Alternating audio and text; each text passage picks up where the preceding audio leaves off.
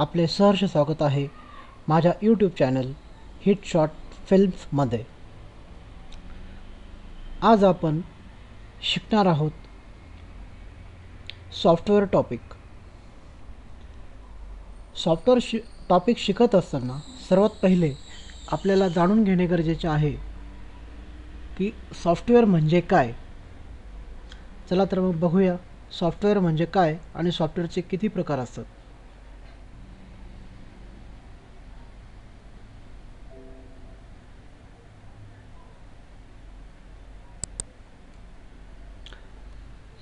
सर्वात पहिले आपल्याला हे जाणून घेणे गरजेचे आहे की सॉफ्टवेअर म्हणजे काय. बघा, कुठलाही हार्डवेअर म्हणजे लॅपटॉप असेल, डेस्कटॉप पी सी असेल किंवा मोबाईल असेल, कुठलाही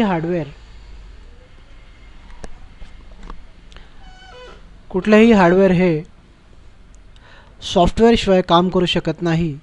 तसेच कुठलेही सॉफ्टवेअर हे हार्डवेअरशिवाय काम करू शकत नाही. त्यामुळे जेवढे गरजेचे हार्डवेअर आहे तेवढेच गरजेचे सॉफ्टवेअरही आहे.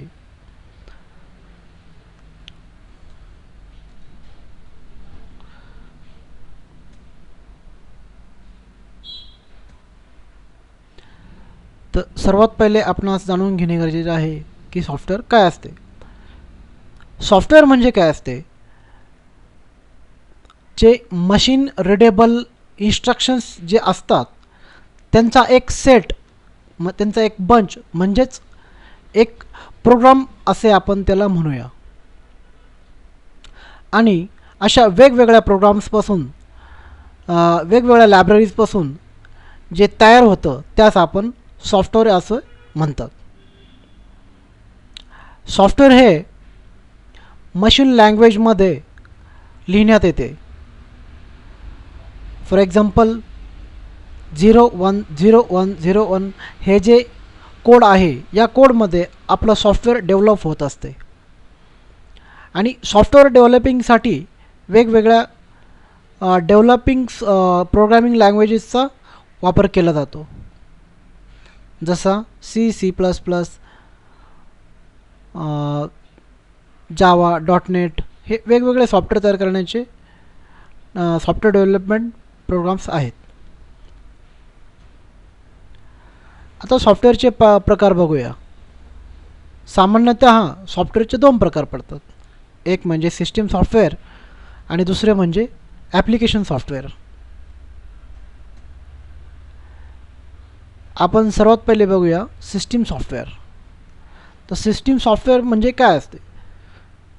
सिस्टीम सॉफ्टवेअर हे आपल्या हार्डवेअरला, म्हणजे मोबाईल असेल, लॅपटॉप असेल, डेस्कटॉप असेल, कॉम्प्युटर असेल किंवा मोबाईल असेल, टॅबलेट असेल, हे जे गॅजेट्स आहेत, हे जे डिव्हायसेस आहेत, या डिव्हायसेसला जे सॉफ्टवेअर रन करते, कंट्रोल करते, तसेच मॅनेज करते, त्या सॉफ्टवेअरला सिस्टीम सॉफ्टवेअर असे संबोधले जाते.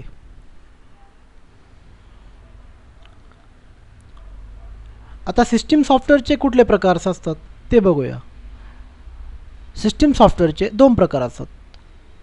पहिला म्हणजे सिस्टीम मॅनेजमेंट प्रोग्राम्स आणि दुसरा म्हणजे सिस्टीम डेव्हलपमेंट प्रोग्राम्स.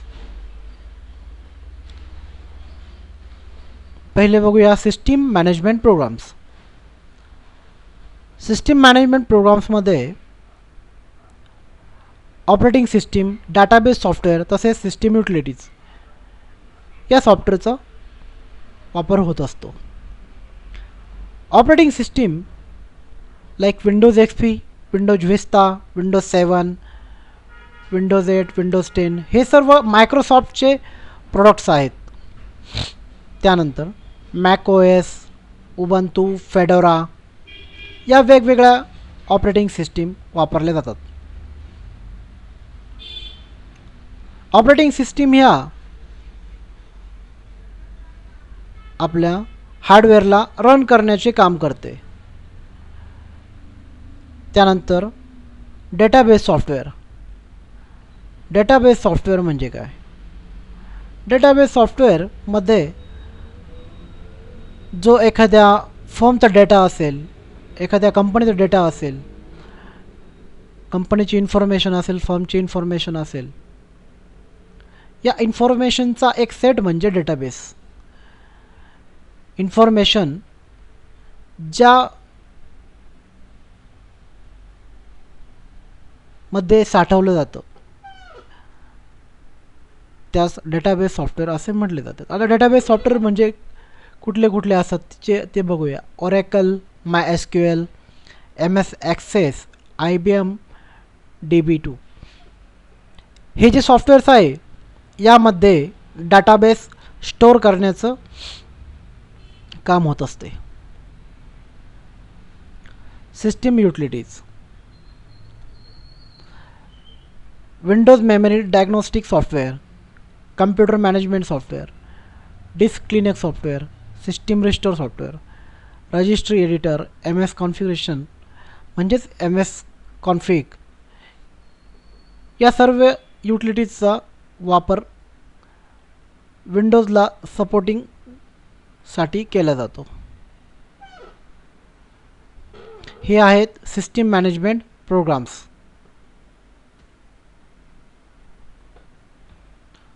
त्यानंतर दुसरं आहे सिस्टीम डेव्हलपमेंट प्रोग्राम्स. आता सिस्टीम डेव्हलपमेंट प्रोग्राम्स आपण कशाला म्हणणार? जे सॉफ्टवेअर जनरल पर्पज सॉफ्टवेअरच्या वेगवेगळ्या सॉफ्टवेअरला डेव्हलप करते, नवीन सॉफ्टवेअर तयार केले जाते, ज्या सॉफ्टवेअरमध्ये नवीन सॉफ्टवेअर तयार केले जाते त्यास सिस्टीम डेव्हलपमेंट प्रोग्राम्स असे म्हणतात. यामध्ये C++, जावा, .NET, PHP, रुबी, अजॅक्स, फॉक्सप्रो हे जे सॉफ्टवेअर आहे यापासून नवीन सॉफ्टवेअर तयार करण्याचे काम केले जाते. दुसरा प्रकार म्हणजे ॲप्लिकेशन सॉफ्टवेअर. ॲप्लिकेशन सॉफ्टवेअर म्हणजे काय? जसे आपण पहिला प्रकार बघितला सिस्टीम सॉफ्टवेअर. सिस्टीम सॉफ्टवेअरचे काम तुमच्या हार्डवेअरला रन करणे तसेच कंट्रोल करण्याचे काम करते. तसंच ॲप्लिकेशन सॉफ्टवेअर हे सिस्टीम सॉफ्टवेअर आणि यूजर यामधला फेसिंगचं काम करत असते. जसं सिस्टीम सॉफ्टवेअर हे हार्डवेअरच्या कामासाठी असते तसेच ॲप्लिकेशन सॉफ्टवेअर हे यूजरच्या कामासाठी असते.